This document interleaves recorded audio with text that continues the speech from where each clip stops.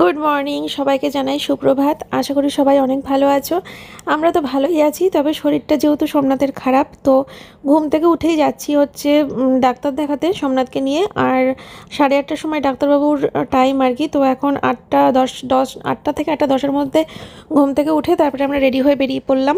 আর ওদিকে মেয়ে ঘুমোচ্ছে এখনও, মেয়েকে আর ডাকাডাকি করিনি। মেয়ের হাতের পাশে ফোনটা রেখে আসলাম, যদি ঘুম থেকে উঠে না দেখতে পায় আমাদেরকে তাহলে নয় ফোন করে নেবে।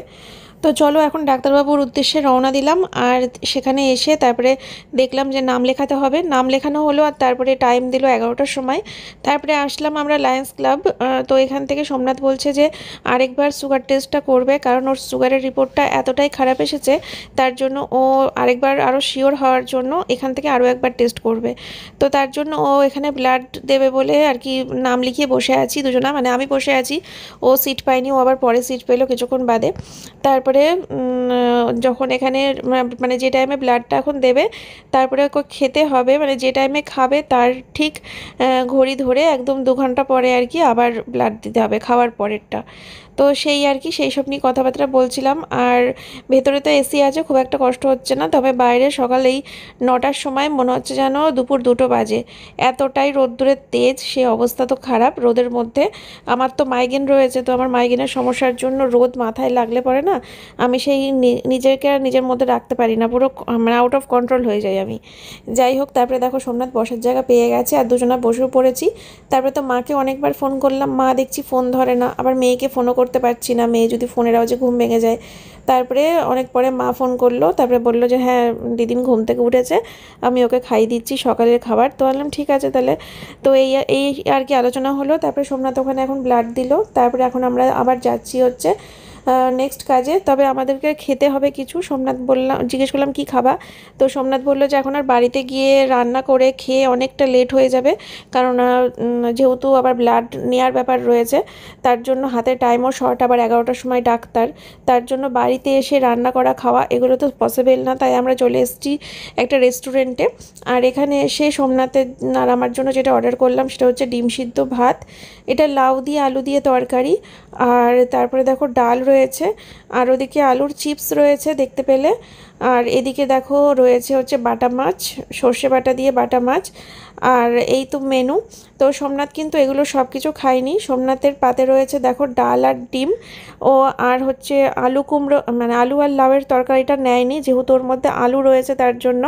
আর আলুর চিপসটাও নেয়নি যেহেতু সুগার। আর স্যালাড নেওয়া হয়েছে সোমনাথের জন্য, স্যালাড খেতে ভীষণ পছন্দ করে, আর এটা তো এখন মোটামুটি থাকবেই ওর মেনুতে। আর হচ্ছে যেহেতু মানে সেরকম কিছু খেলো না সোমনাথ, তার জন্যই বাটা মাছটা অর্ডার করা, যেহেতু সবজির তরকারিটার মধ্যে আলু আছে বলে খেলো না, চিপসটাও খেলো না, তার জন্য ভাবলাম যে তাহলে মাছ অর্ডার করি। তো সোমনাথ মাছটা ভালো করে জল দিয়ে কষলে কষলে ধুয়ে নিয়েছে, তারপরে বাটা মাছটা দিয়ে ডালটা দিয়ে ডিম সিদ্ধটা দিয়ে এই তিনটে দিয়ে ও ভাত খেয়ে নিয়েছে অল্প করে। তো তারপরে ঘড়ি দেখে আর কি খেলো, যেহেতু সেই টাইমের মধ্যে সেই টাইমে আবার ওকে 2 ঘন্টা পরে ব্লাড নেবে তার জন্য। আর এখানে আমরা আছি এখন রানাঘাট হোটেল শিবা স্টেশনের সামনেই। তো বেশ ভালো, আমরা তো সবসময় ওপরটাতেই খাওয়া দাওয়া করি, ওপরে যেহেতু এসি আছে, কিন্তু নিচে বসলাম কারণ এসিতে একবার ঢুকে গেলে না সেখান থেকে বেরিয়ে রোদ্দুরে ঘোরা ওটা আরও বেশি কষ্টকর। তার থেকে একটু গরমের মধ্যে ফ্যানের তলায় বসে খাচ্ছি, এও ঠিক আছে, বেরোলে পরে অতটা মানে শরীরে কষ্ট হবে না আর কি। এই তো। আর নিয়ে নিয়েছি কাঁচা লঙ্কা লেবু সব কিছু দিয়ে একেবারে চটকে নিয়েছি ভাত, ঝাল ঝাল টক টক করে খাওয়া দাওয়া করছি। তো চলো এখান থেকে খেয়ে তারপরে আবার চলে যাব হচ্ছে নেক্সট কাজে। আমাদের বাড়ি ফিরতে ফিরতে আজকে প্রায় দুপুর 2টো হয়ে গেছিলো, প্রচুর কাজ ছিল একের পর এক। তো দেখতেই পেলে আমরা ওখান থেকে খাওয়া দাওয়া করে তারপরে ডাক্তারবাবুর টাইম হয়ে গেছিলো, 11টার সময় ডাক্তারের টাইম। তো সেখানে সোমনাথকে ফার্স্টে শুয়ে দিল, তারপরে প্রেশার টেশার মাপলো, আরও প্রচুর টেস্ট করেছে, আর ডাক্তারবাবু ওষুধও দিয়ে দিয়েছে ওকে খাওয়ার জন্য। ডাক্তার ইনসুলিন নেওয়ার কথা বলছিল, তো ইনসুলিন নেওয়ার আগে ডাক্তারবাবু আগে কিছুদিন ওষুধ দিয়ে দেখতে চাই কেমন থাকে না থাকে, যদি কাজ না হয় তারপরে বলল ইনসুলিন নিতে। আগে ইনসুলিন নিতে হবে না, আগে ওষুধ দিয়ে দেখবে। তো আমি আবার সোমনাথ আর আমি দুজনে মিলে আলোচনা করলাম যে ঠিক আছে আমার আপাতত এই ডাক্তারের ওষুধটা 15 দিনের কিনবো, তার বেশি কিনবো না। 15 দিনের কিনে তারপরে তো আমরা দার্জিলিং যাচ্ছি, পরশু দিনকে বেরিয়ে যাচ্ছি দার্জিলিং, তো সেখান থেকে বাড়ি আসবো 10 তারিখ। তারপরে 15 তারিখ, 11, 12 কি 15 তারিখের মধ্যে আমরা কল্যাণী এইমসে দেখাবো ডাক্তার। কল্যাণী এইমসের ডাক্তারটাই 12 মাস দেখানো হবে, তার জন্য আমরা এই ডাক্তারের ওষুধ 15 দিনের কিনেছি। তো চলে আসলাম বাড়িতে, আর বাড়িতে এসেই আমি একটা মস্ত বড় ঘুম দিয়ে নিয়েছি। স্নান খাওয়া সব কিছু ভুলে আগে একটা ঘুম দিয়ে নিয়েছি, কেননা শরীর এত কষ্ট হয়ে গেছিলো রোদ্দুরের মধ্যে, তোমাদেরকে বলে বোঝাতে পারবো না। সকালবেলা এতটা টাইম রোদে থাকা তো অভ্যাস নেই, পুরো রোদটা মাথার উপর লেগেছে।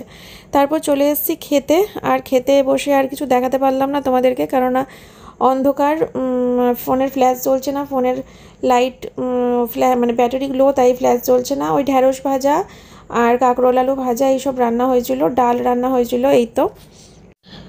তো বিকেল 5টার সময় খাওয়া দাওয়া শেষ করে স্নান করলাম, একটু শ্যাম্পু করে নিলাম। আজকে যেহেতু বিয়েবাড়ি রয়েছে, ভিডিও থাম্বনেল দেখে বুঝতে পারছো, তো তার জন্য একটু শ্যাম্পু করলাম। আর তারপরে এখন বেরোবো, যাব হচ্ছে একটু বাজারের দিকে, দরকার পড়ে গেছে। আসলে যে কাজগুলো ভেবেছিলাম বাড়ি ফেরার পথে একবারে করে আসবো, মানে ডাক্তার দেখিয়ে ওই সমস্ত কাজগুলো করে একবারে বাড়ি আসবো ভেবেছিলাম, কিন্তু রোদ্দুরে এত কষ্ট হয়েছে, ডাক্তারের কাজকর্মগুলো কমপ্লিট করার পরেই আমার মনে হয়েছে আমি সোজা বাড়ি যাব, আমি আর কোনো কাজ করতে চাই না, আমি আর কিচ্ছু চাই না, আমি সোজা বাড়ি যাব, এরকম একটা মনে হচ্ছিল। তো তার জন্যই বাড়িতে এসে জাস্ট এসিটা চালিয়ে আমি চেঞ্জ করে ঘুমিয়ে পড়েছিলাম। আর দুখানা কাজ বড় মানে বড় বলতে এই দরকারি ইম্পর্টেন্ট কাজ, সেগুলোই করতে পারিনি। তো তার জন্য এই 5টার সময় আবার বেরোতে হলো। চলে আসলাম হচ্ছে ফুলের দোকানে ফুল কিনতে। বিয়েবাড়ি যাব আর মাথায় ফুল দেবো না, কেমন একটা যেন লাগে না, তো মাথাটা ফাঁকা ফাঁকা লাগলে ঠিক বিয়েবাড়ি যাচ্ছি মনে হয় না। তো তার জন্য আসলাম চুলে দেওয়ার জন্য ফুল নিতে। আর এটা তো এইখান থেকে তো সোমনাথের এই বন্ধুর দোকান থেকে ফুল কেনা হয়, রানাঘাট রেল বাজার এটা। তো এখানে ফুল নিয়ে তারপরে যাব হচ্ছে সোজা পার্লারে। আমার তো অনেক দিন হয়ে গেল আইব্রো করা হয়নি, তো আইব্রোটা করতে হবে। আর যেহেতু আজকে একটু মেকআপের ব্যাপার আছে, তাই আপার লিপসটাও করব। মেকআপের ব্যাপার না থাকলে আমি 12 মাস আপার লিপসটা করতে চাই না, আমার ভালো লাগে না। যাই হোক, আর তারপরে হচ্ছে মেকআপ টেকআপ করে তারপরে বিয়েবাড়ি যেতে হবে। আর আজকে সাজাতে কে আসবে সেটা তোমরা একটু বাদে দেখতেই পাবে।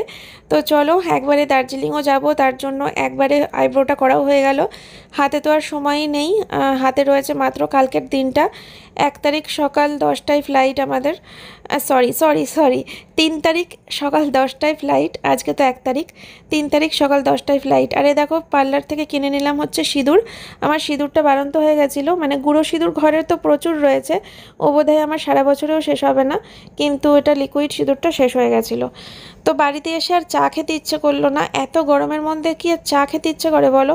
তার জন্য করলাম ছাতুর শরবত। আর সোমনাথ বললো চা খাবে, তাই ওকে চিনি ছাড়া চা করে দিলাম। আর এদিকে আমার মেয়েকেও বিকেলে একটু ছাতুর শরবত দিয়ে দিলাম, বিয়ে বাড়িতে গিয়ে তো উল্টোপাল্টা খাবে, তো ছাতুর শরবতটাই খাক, পেটটা ঠান্ডা থাকবে। আর আমিও নিয়েছি, আমারটার মধ্যে আবার একটু লেবু চিপে দিয়েছি, লেবুর রস দিয়ে খাচ্ছি, ফ্রিজের জল দিয়ে নুন চিনি দিয়ে। যাই হোক, আর বের করলাম আলমারি থেকে এই শাড়িটা, আর এই নতুন ব্লাউজ, আর আকাশি কালারের শাড়ি, আকাশি কালারের সায়া। আর এই শাড়িটা প্রিয়া আমাকে দিয়েছিল, তো এই শাড়িটা আজকে আমি পরবো, সবাই জানিও কেমন লাগবে না লাগবে। তো আমাকে সাজাতে চলে এসেছে, কে এসেছে বলো তো? এসেছে হচ্ছে গীতা আন্টি, আর গীতা আন্টির মেয়ে, ছোটো মেয়ে, ওর নাম হচ্ছে বৃষ্টি।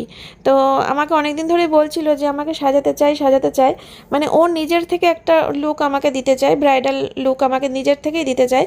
তো আমি আবার ওকে বললাম যে ঠিক আছে, সেটা নয় পরে একদিন হবে খন, আপাতত আমি বিয়েবাড়ি যাব, তুমি চাইলে আমাকে বিয়েবাড়ির লুক ক্রিয়েট করে দিতে পারো। তো ও বললো যে ঠিক আছে, সে নয় বিয়েবাড়ি যাবা সাজিয়ে দিচ্ছি, তবে আমার কিন্তু তোমাকে একদিন আমার নিজের মতো করে সাজানোর ইচ্ছা আছে। আমি বললাম ঠিক আছে, সে আমি দার্জিলিং থেকে ঘুরে আসি, তারপর তুমি সাজিওক্ষণ, আপাতত বিয়েবাড়ি যাওয়ার মতো করে তৈরি করে দাও। তো এই যে বিছানার উপরে সব কিছু ছড়িয়ে ছিটিয়ে নিয়ে বসেছি, সমস্ত কিছু প্রোডাক্টসগুলো ওই নিয়ে এসেছে, আর আমি এমনি আমার দিক থেকে শুধু গয়নাগাটিগুলো বের করে রেখেছি, চুড়ি টুড়িগুলো বের করে রেখেছি। তো এই যে বন্ধুরা, আমাকে সাজানো কমপ্লিট, সবাই জানিও কেমন লাগছে।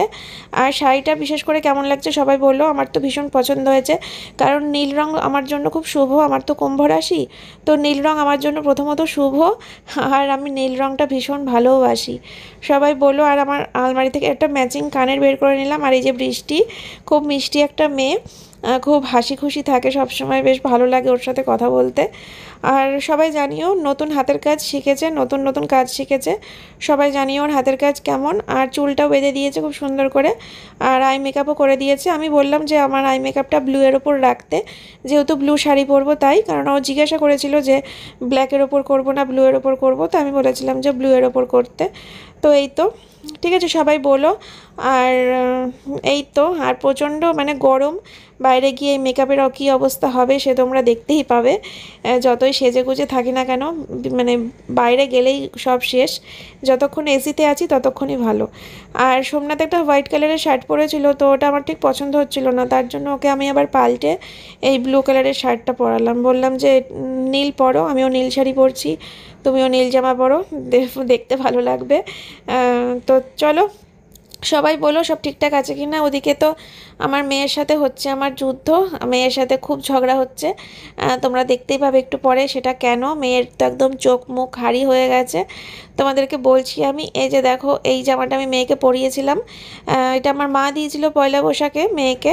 তো আজকে আমার মায়ের সাথে মেয়ের ফোনে কথা হয়েছে, তো মেয়ে আমার মাকে বলেছিল যে হ্যাঁ তোমার দেওয়া জামাটা পরে আজকে বিয়ে বাড়ি যাবো। তো মাও বারবার করে বললো যে হ্যাঁ আমার দেওয়া জামাটা পরে কিন্তু যাবি, আমি যেন দেখতে পাই ভিডিওতে, ফটো তুলে আমাকে পাঠাবি, আমি যেন দেখতে পাই। মেয়েও বললো হ্যাঁ। এবার মা নিশ্চয়ই আশা করে বসে থাকবে মেয়ে এই জামাটা পরে যাবে, তো তার জন্য মেয়েকে আমি এই জামাটা পরিয়ে দিলাম।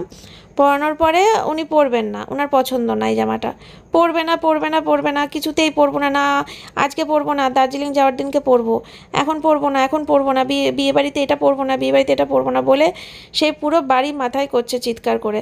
আর কার মানে ভালো লাগে বলো তো রেডি টেডি হয়ে বেরোনোর সময় এরকম ঝুট ঝামেলা। তারপরে রাগের চোটে ওই জামাটা খুলিয়ে দিয়েছি, দিয়ে ওকে এই জামাটা পরিয়ে দিয়েছি।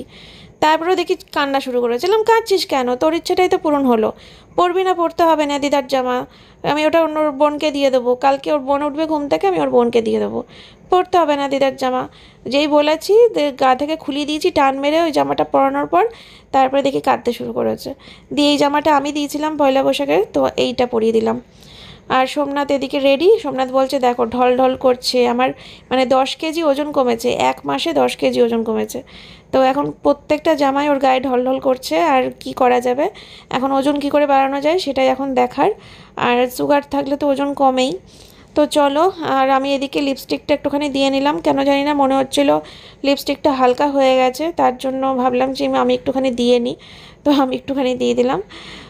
তো চলো, আমার এই চুলে ফুল লাগানো জিনিসটা না আমি ভীষণ ভালোবাসি জানো তো। অনেকে গোলাপ টোলাপ দেয়, কিন্তু গোলাপের থেকে যেন আমার এই সাদা ফুলগুলোই বেশি ভালো লাগে। তো দেখো চলে এসেছি আমার এমএস ফ্যামিলি পরিবারের এক সদস্যের বাড়িতে, এই প্রথম নিমন্ত্রণ খেতে, তা আবার বিয়ের নিমন্ত্রণ বলে কথা। তো ওরা তো ভীষণ খুশি হয়েছে, বলছে আমি ভীষণ ভালো লাগছে তুমি এসেছো আমার বাড়িতে, মানে আমি বলার পর তুমি যে আসবে ভাবতে পারিনি, খুব ভালো লেগেছে, সবাই খুব খুশি হয়েছিল।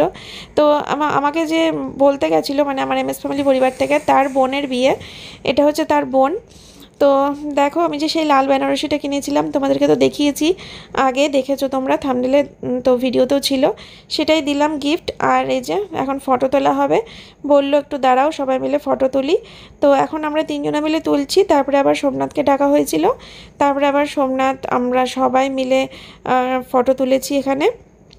তো ভীষণ ভালো। আর এটা তো শরৎপল্লীর প্রতীক্ষা লজ, এখানে এই শরৎপল্লীতে আমি আগে পড়তেও আসতাম, পাড়াটা বেশ অন্যরকম শান্তশিষ্ট। আর এই প্রতীক্ষা লজের পেছনেই তো আমার এক স্যারের বাড়ি, তো সেই স্যারের কাছে আমি পড়তে আসতাম, ইংলিশ পড়তে আসতাম, না অঙ্ক না ইংলিশ, শুভেন্দু স্যার মনে পড়ছে না, যাই হোক সে অনেক বছর আগের কথা। তো অনেক বছর পরেই পাড়াতে আবার আসলাম, তাই মনে পড়ে গেল। আর এই যে খুব সুন্দর ডেকোরেশন করেছে, তাই ভাবলাম তোমাদের সাথে একটু শেয়ার করি ডেকোরেশনটা।